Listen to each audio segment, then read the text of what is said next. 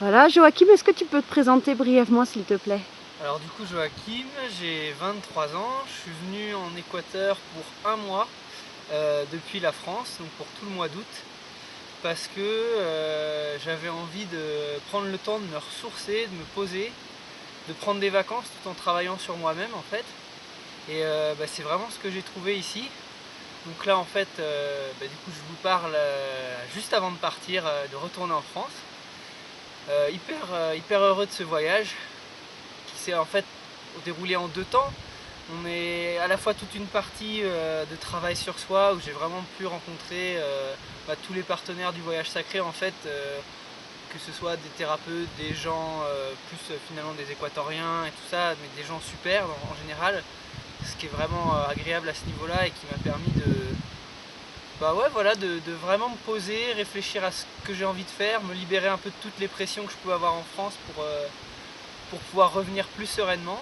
Et puis de l'autre côté aussi un côté un peu vacances parce que j'ai pu découvrir ce pays-là qui est vraiment super, quoi. Les gens sont hyper attachants, hyper accueillants, et puis à côté de ça, ici on est en plein milieu des montagnes, de la région andine, donc c'est vraiment magnifique.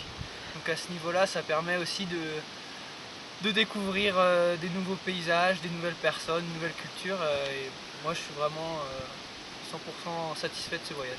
D'accord, est-ce que tu peux présenter brièvement donc, les activités que tu as fait, les rencontres et qu'est-ce qui fait la différence en fait que tu sois passé par Alternative Équateur plutôt que tu sois venu par une autre association ou d'autres ou au hasard en fait ou tout seul?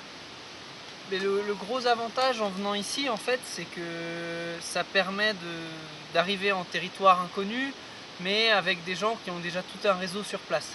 Donc c'est-à-dire que moi j'ai pu faire voir un thérapeute équatorien qui a des méthodes vraiment super et c'est vraiment un coup de boost hein, quand on fait une thérapie, d'avoir ces nouvelles méthodes. J'ai pu voir des gens qui faisaient du reiki, j'y connaissais rien, mais il y a vraiment des choses intéressantes là-dedans.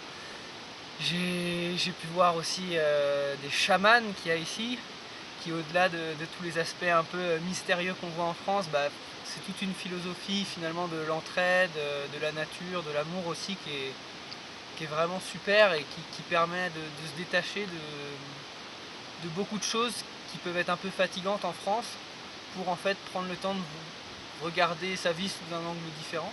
Et donc à ce niveau-là, en fait, c'est vraiment ça le point fort, c'est qu'on n'a pas vraiment à se soucier d'organiser le voyage, de trouver les meilleurs prix, de trouver un chaman qui est compétent, parce qu'évidemment, il y en a qui vont être mauvais, et là, en l'occurrence, ce serait vraiment pas un bon travail.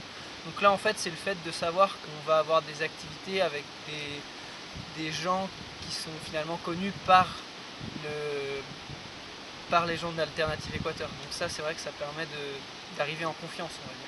D'accord, et si c'était à refaire, un petit mot de la fin Si c'était à refaire, peut-être que ce sera à refaire, je ne sais pas encore. Moi, j'ai beaucoup aimé, c'est vraiment quelque chose, on se voit évoluer en fait au fur et à mesure, donc c'est dur de dire si c'était à refaire, je ferais ça, ou plutôt que ça, etc. Parce qu'en fait, c'est un processus, quoi, donc ouais, c'est ça, on se voit évoluer, il faut l'accepter, et puis faut l'orienter de bonne manière, et pas hésiter à s'appuyer sur les gens qu'il y a autour, et puis prendre aussi le temps de se poser, de découvrir le voyage. Ça, je suis bien content de l'équilibre que j'ai réussi à trouver à ce niveau-là, entre les deux. Super, merci Joachim. Mais de rien, merci à vous.